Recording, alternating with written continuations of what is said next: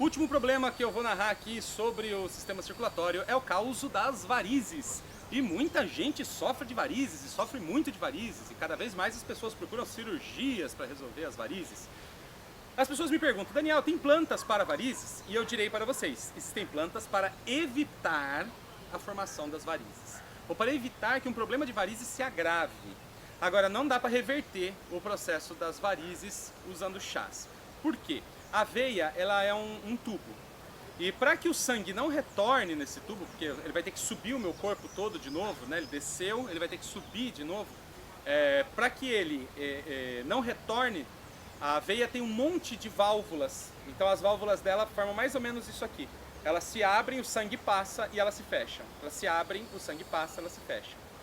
Quando eu tenho o desgaste disso, por conta de hipertensão arterial, por conta de problemas do sistema circulatório de modo geral e tudo mais, problemas de ficar muito tempo em pé, de forçar demais, essas válvulas não se fecham mais, elas ficam abertas, elas se rompem e ficam abertas. Quando elas ficam abertas, eu começo a formar, antes eu tinha um espaço pequeno entre uma válvula e outra, agora eu tenho espaços cada vez maiores. E eu começo a formar bolsas de sangue nessas regiões, ou seja, a veia começa a se dilatar nessas regiões, dificulta o trânsito de sangue. E para tentar amenizar esse problema, ou seja, para evitar que as varizes iniciem esse processo, a pessoa percebeu que ela tem uma propensão a varizes, ela percebeu que os primeiros vasinhos estão rompendo na perna, então para evitar que isso progrida, ou a pessoa já está com varizes, para evitar que isso piore, a gente tem algumas situações, não dá, como a gente disse, não dá para regenerar as válvulas das veias, não tem como regenerar.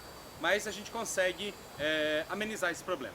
Existem algumas plantas ativadoras da circulação. Então, por exemplo, a sete sangrias, o chapéu de couro, a embaúba, são plantas ativadoras da circulação que ajudam muito nos casos de varizes. Então, eu recomendaria para uma pessoa tomar pelo menos um chá de sete sangria com chapéu de couro 2 ou 3 vezes ao dia para contornar esse problema. Isso pode ser muito eficiente. Outras duas plantas que têm um efeito muito interessante sobre a questão das varizes, né, a erva de bicho, que também a gente falou de utilizar ela para hemorroidas e tudo mais, mas a erva de bicho também tem um papel bem interessante, e a salsinha. A salsinha comum que você usa como tempero em casa, ela também tem um efeito muito importante para evitar que as varizes surjam ou que as varizes piorem também.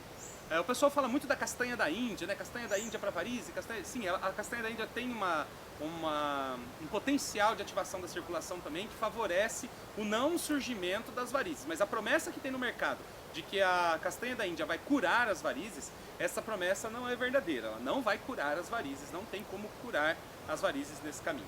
Uma coisa que pode ser feita é com o rubim e a erva de bicho, essas duas plantas, o rubim e a erva de bicho, podem ser utilizados para fazer banhos nas pernas. Então a pessoa faz um chá bem forte de rubim com erva de bicho, coloca as pernas dentro desse chá, num balde ou numa bacia, e vai lavando as pernas, na parte mais afetada, normalmente é na batata da perna, ali na panturrilha, onde fica a maior concentração das varizes. Então vai lavando essa área, a pele absorve princípios ativos nesse processo e vai ser muito eficiente, também vai ajudar muito no controle das varizes. Essa foi nossa aula sobre o sistema digestivo ou digestório e o sistema circulatório. Eu trouxe para vocês, como eu disse, um conjunto de plantas que eu utilizaria, são do meu conhecimento, da minha prática. Plantas que eu recomendo para vocês porque eu sei que tem boa eficiência, ou porque eu já testei, ou porque a literatura comprova a atividade dessas plantas. Então tem segurança em usar essas plantas e tem eficiência em usar essas plantas. Vocês, como eu disse, podem também utilizar as plantas que vocês conhecem, que vocês têm práticas, que vocês aprenderam, usem o conhecimento de vocês também, mas esse conjunto amplia as possibilidades de vocês utilizarem as plantas medicinais. Se quiserem fazer óleos medicinais, tinturas, usar planta seca, o pó, fiquem à vontade para escolher a melhor maneira de uso dessas plantas medicinais, certo? E espero que vocês tenham gostado, que vocês tenham achado interessante essa aula. No próximo encontro, nós vamos estar falando sobre o sistema excretor, onde a gente tem os rins, a bexiga, as vias urinárias, e nós vamos estar falando sobre o sistema nervoso. Vamos falar sobre problemas relativos ao sistema nervoso. Até a próxima aula!